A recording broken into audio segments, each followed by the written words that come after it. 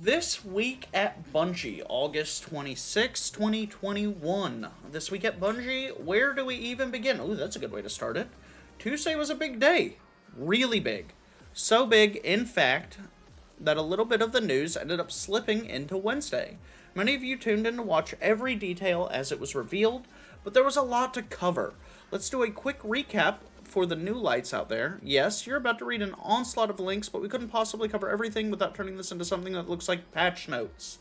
No, we don't need to click any of those links. If you watched the live event, it covers all that. If you haven't watched the live event, I have another video from 2 days ago. Go watch that. As for quality of life improvements for our PvPers out there, we have some fun news on the security front and for trials as well. And if you haven't watched my video on this, I just released a video today on this. Go watch that. We've given you all plenty to read, and there's still quite a bit to discuss over the next few months. Let's start with some expectation setting, shall we? During the Destiny 2 showcase, we spoke of reworks coming to all light-based subclasses in Destiny 2. When we showed you a small glimpse of gameplay, we thought it would be nice to talk through what it really means. But first, here's a quick update on our Bungie Foundation initiatives. Team Rubicon and Direct Relief. Last week, we announced multiple charity initiatives with goals of helping those in need around the world. This community has proven time and time again that gaming does good. Gaming does good, period. Thank you to the Bungie community for as giving as they are every year when we're doing like the fundraising things. And that we're all guardians of the world. Bungie Foundation. Today, Team Rubicon and Direct Relief have teams on the ground across the world and are actively providing life-saving medical care, critical medicine, and PPE supplies, food, water, and shelter to hundreds and thousands of people in need of the following recent natural disasters, including the Haiti earthquake, West Coast and Mediterranean wildfires, and Tennessee and Germany floods. They have not let up their mission to vaccinate vulnerable populations against COVID-19. Thank you to each of you who have pondered a Guardian's Hope for Hope t-shirt, made a direct donation, or purchased from the Bungie Foundation collection on the Bungie store. We know that there have been an incredibly challenging and overwhelming year for everyone, and your continued generosity is truly humbling. Over the past week, you've helped us raise nearly $125,000 in direct donations and have pre-ordered a lot of t-shirts. Let's keep the support train rolling between now and next Wednesday, September 1st at 11:59 p.m. Pacific Standard Time. You can help us reach our goal of $500,000 to help Team Rubicon and Direct Relief bring the life-saving care that millions around the world need today. As a reminder, here are the sweet wares that you can receive through your support. $25 donation, I'll get you this. That's emblem's actually nice. Ooh, I'm actually about to go buy that t-shirt right now. Literally, after recording this video, I'm going to go buy this t-shirt. That's actually dope. Is that the Vital? Oh, that's Anchor Point. So it's a different emblem, but that shirt is very... I'm 100% buying that. Oh, this is the emblem. The emblem's okay. It's not the best. This one's cool. I have this one. Into the Void. Okay. Starting in the Witch Queen, we'll be aiming to give light classes the stasis treatment season over season, bringing more customization to Guardians and new ways to engage with their abilities, while the team is still deep in development. Sandbox Discipline lead Kevin Yanes and gameplay designer Samuel Dunn are joining us to walk through their goals and abilities, and what upcoming reworks will bring to the table.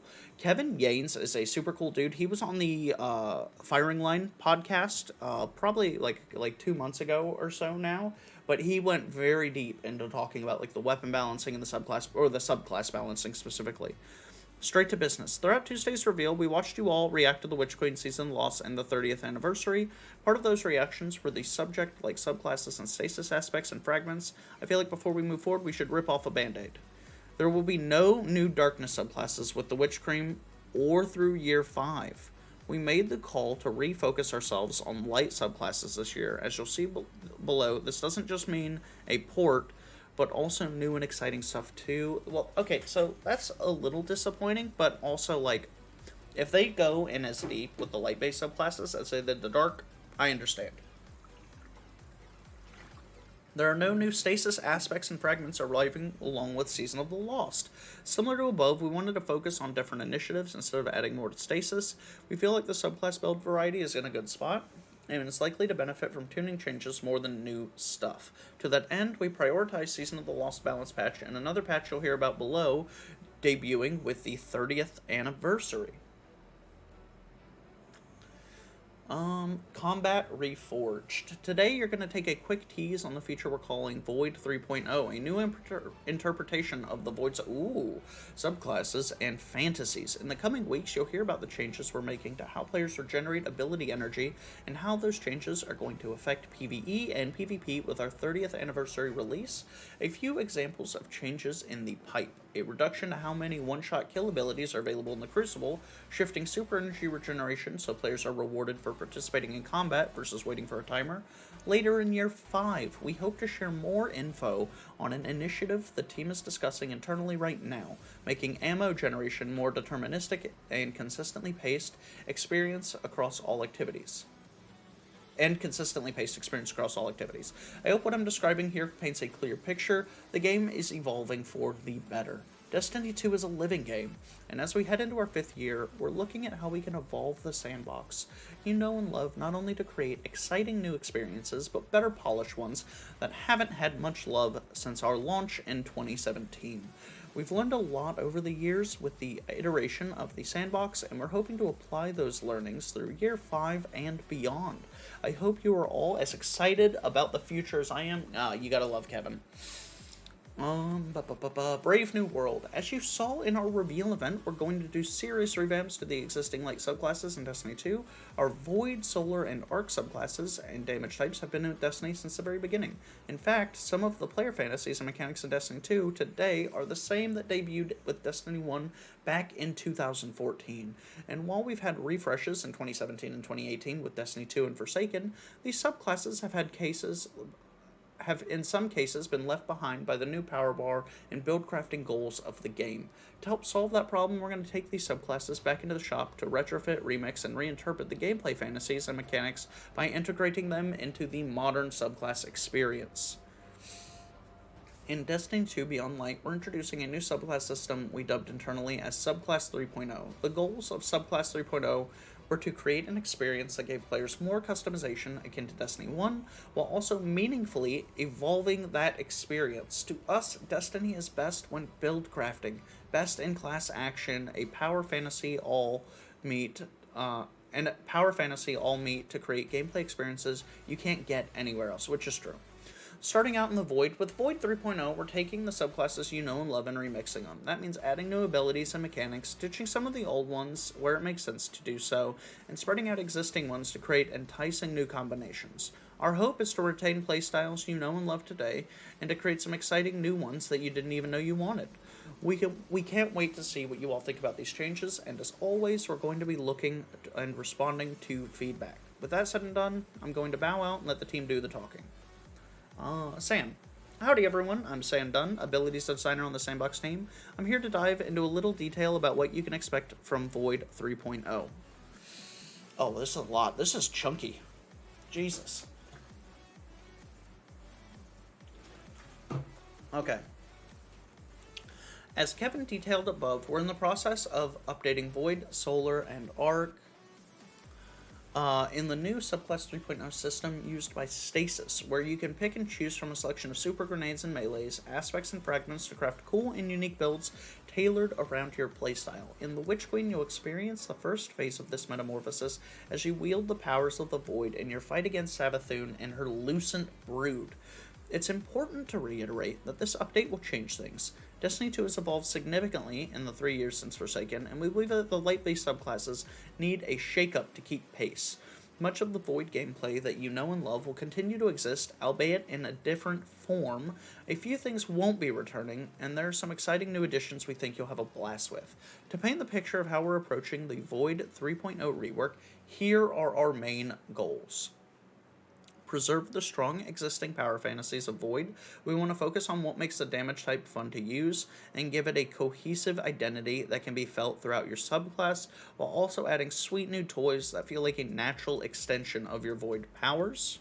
Providing new and exciting build crafting possibilities through the combination of aspects and fragments, we want you not only to be able to craft similar playstyles to the old subclass diamonds using the new system, but also explore a bunch of new ways so your void abilities can work together with your armor and weapons. Set up a framework for the systematic integration of the damage type into the rest of the game. We believe that Stasis was very successful in providing a set of shared combat behaviors, or verbs, that can interact with each other and other elements in the game. With Void, we want to double down on this effort and reorganize the subclass in a similar way, and we're planning on continuing this with Solar and Arc going forward. Say the keyword. With the Void 3.0 update, we're defining a set of core keywords that will be used by various perks and abilities within each Void subclass, akin to Slow, Freeze, and Shatter, verbs used by Stasis. Each class will specialize in a few of these verbs, but it will be possible to dabble in the rest by coordinating with your fire team or with certain combinations of abilities and fragments. Ooh. Additionally, these verbs will appear in other places outside of the subclass stream, weapon perks, exotic armor, and mods from your seasonal artifact, and we intend to continue expanding that list as we move forward. We believe that these systematic interactions between your abilities and gear are the core of the Destiny build crafting game. Within the Void, there are 3 negative status effects that you'll be applying to enemies. Suppression, the target is knocked out of active abilities and can't activate any abilities or movement modes. Weaken, the target takes increased damage and has their moveset slowed. And Volatile, the target is afflicted with unstable Void energy and will explode upon taking additional damage or death. I like all 3 of those. All 3 of those, super, super cool. Pardon me. And 3 positive effects that you'll be applying to yourself and allies. Void Overshield, a protective barrier of Void Light which reduces damage taken from combatants, invisibility, and Devour. Oh, so other classes might be able to get Devour now. And Warlocks might be able to get a bubble. That's super cool. These verbs should all be familiar to veteran players, but now in an existing broader systematic framework that will allow us to consistently spread their behaviors across the game, where previously they mostly existed in their own siloed off subclasses. Old dogs, new tricks. To close this section out, here's a preview of new and updated abilities that you'll be able to play with once Void 3.0 drops. Night Stalker Hunter, Shadow Shot, Mobius Quiver, Super, fire 2 volleys of 3 Void Arrows and a cone which seek out enemies and spawn Void Anchors on impact. Shadow Shot makes tethered enemies volatile and increases damage to tethered targets. One of the main usability pain points of the current iteration is having to press the super output a whole bunch of time to fire each arrow individually, which is cumbersome and takes a lot of time, often results in the player drifting somewhere they didn't intend to be, off the side of a cliff. As a totally hypothetical example, by firing multiple arrows at once, it should be a lot easier to blanket an area with traps in preparation for a fight, or put burst damage on a boss. I wonder if that'll affect the overall DPS of Mobius Quiver. Stylish Executioner aspect. Defeating a weakened, suppressed, or volatile target grants invisibility and true sight. After performing a stylish execution, your next melee attack, while invisible, weakens enemies. A twist on the Middle Tree Night Stalker's current flawless execution perk, this aspect lets hunters specialize in defeating debuffed enemies to keep looping their invisibility. That's super cool. Sentinel Titan, Overwatch. Cast a Void Empowered Barricade to grant Void Overshield to yourself and nearby allies. The Empowered Barricade slowly regenerates the Void Overshield of allies bunkering behind it. We want players to be able to lean into the Sentinel fantasy of being the frontline protector for your team, so Overwatch is a powerful tool for setting up prior to an encounter and providing a safe haven for all to fall back to when things get spicy. Shield Toss, Projectile Melee. Hurl your shield towards an enemy, the shield can ricochet, so that's the shield. We want to give Titans more options when it comes to projectile melees. Shield Toss is a great choice for aggressively pushing forward into groups of enemies, softening them up, and giving you extra staying power. Voidwalker Warlock, Pocket Singularity. Projectile melee, launch a tracking, unstable ball of void energy that detonates when it nears an enemy, pushing targets away from the blast and making them volatile. Designed as an anti-dive tool and a way to push enemies out of cover, with careful placement it's possible and incredibly satisfying to bop enemies up in the air and then pop their volatile with a well-placed headshot before they hit the ground. Child of the Old Gods aspect. Cast your Rift to summon a sentient black hole with covers at your side waiting for a target. It will launch itself at enemies and then begin siphoning their energy and weakening them, refunding your life force back to you as either grenade and melee energy if you're using Healing Rift, or health if you're using Empowering Rift. Defeating enemies who are being siphoned off by the Child will refund some Rift energy. Child of the Old Gods is a strong debuff tool that gives Voidwalkers an additional way to lock down an area while sustaining themselves.